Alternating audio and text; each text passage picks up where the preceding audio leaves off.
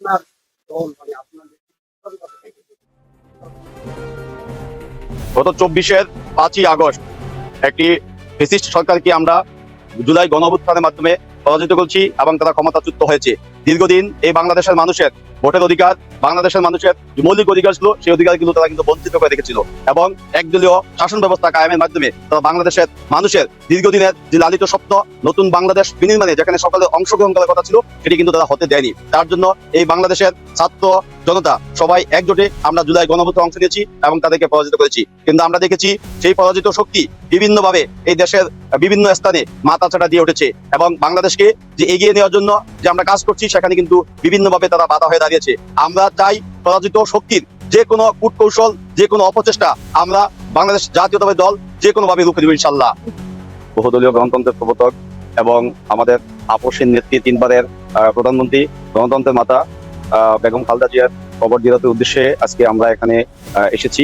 আমরা জানি স্বাধীনতার ঘোষক শহীদ প্রেসিডেন্ট জিয়াউর রহমান তিনি এই বাংলাদেশে বহুদলীয় গণতন্ত্র চর্চার মাধ্যমে সবার জন্য গণতন্ত্রের যে ধার সেটি কিন্তু উন্মোচন করেছেন। আমরা জানি গত ডিসেম্বরে আমাদের দীর্ঘদিনের এই বাংলাদেশের ভোটাধিকার এবং বাংলাদেশের গণতন্ত্রের জন্য তিনি দীর্ঘদিন রাজপথে ছিলেন। তার সেই আপসীন মনোভাবের মাধ্যমে আমাদের দেশনেত্রী বেগম খালেদা জিয়া আমাদের তরুণ প্রজন্মের মধ্যে ইতিমধ্যেই তিনি কিন্তু একটি আইডল হিসেবে পরিণত হয়েছেন। আমরা এই শহীদ প্রেসিডেন্ট জিয়াউর রহমান এবং আপসীন নেত্রী বেগম খালেদা জিয়া তারা শুধু দেশের একটি নির্দিষ্ট দলের মধ্যে সীমাবদ্ধ নয়, বাংলাদেশের গণতন্ত্র, বাংলাদেশের স্বাধীনতা এবং জাতীয়তাবাদের ধারক ও বাহক এই 2 মহান নেতা। আমরা আজকের এই দিনে তাদের এই 2 মহান নেতাকে স্মরণ করে আমরা আজকে এখানে তাদের কবর জিয়ারত করেছি এবং শ্রদ্ধা নিবেদন করেছি।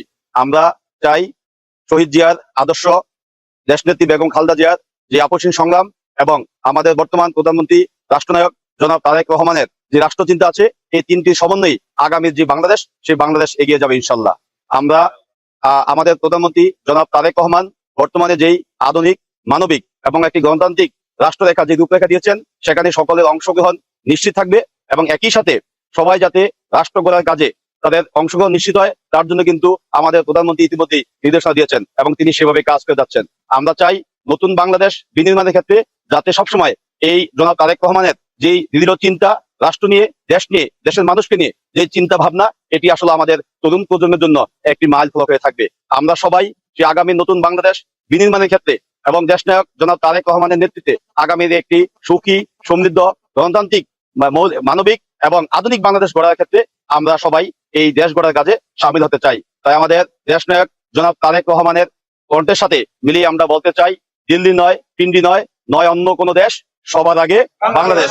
এই বাংলাদেশপন্থী রাজনীতি করার জন্য আমরা দেশ গড়ার জন্য কাজ করবো ইনশাআল্লাহ।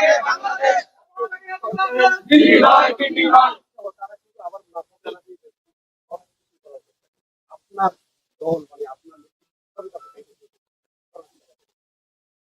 গত 24-5 আগস্ট একটি ফ্যাসিস্ট সরকারকে আমরা জুলাই গণঅভ্যুত্থানের মাধ্যমে পরাজিত করছি এবং তারা ক্ষমতাচ্যুত হয়েছে। দীর্ঘদিন এই বাংলাদেশের মানুষের ভোটের অধিকার, বাংলাদেশের মানুষের যে মৌলিক অধিকার ছিল সেই অধিকারগুলো তারা কিন্তু বঞ্চিত করে রেখেছিল এবং একদলীয় শাসন ব্যবস্থা কায়েমের মাধ্যমে তারা বাংলাদেশের মানুষের দীর্ঘদিনের যে লালিত স্বপ্ন নতুন বাংলাদেশ বিনির্মাণে যেখানে সকলে অংশগ্রহণ করার কথা ছিল সেটি কিন্তু তারা হতে দেয়নি। তার জন্য এই বাংলাদেশের ছাত্র জনতা সবাই একজোটে আমরা জুলাই গণঅভ্যুত্থানে অংশ নিয়েছি এবং তাদেরকে পরাজিত করেছি। কিন্তু আমরা দেখেছি সেই পরাজিত শক্তি বিভিন্নভাবে এই দেশের বিভিন্ন স্থানে মাথাচাড়া দিয়ে উঠেছে এবং বাংলাদেশকে যে এগিয়ে নেওয়ার জন্য যে আমরা কাজ করছি সেখানে কিন্তু বিভিন্নভাবে তারা বাধা হয়ে দাঁড়িয়েছে। আমরা চাই পরাজিত শক্তির যে কোনো কূটকৌশল, যে কোনো অপচেষ্টা আমরা বাংলাদেশ জাতীয়তাবাদী দল যে কোনো ভাবে রুখে দেব ইনশাল্লাহ। আমরা কোন রকম ষড়যন্ত্রের জাল যাতে এই বাংলাদেশের মানুষের ভাগ্য, বাংলাদেশের মানুষ যাতে সেখানে তাদের ষড়যন্ত্রটা কোন রকম ক্ষতি শিকার না হয় তার জন্য বাংলাদেশ জাতীয়তাবাদী দল এই বাংলাদেশের অত্যন্ত প্রধান হিসেবে কাজ করবে ইনশাল্লাহ।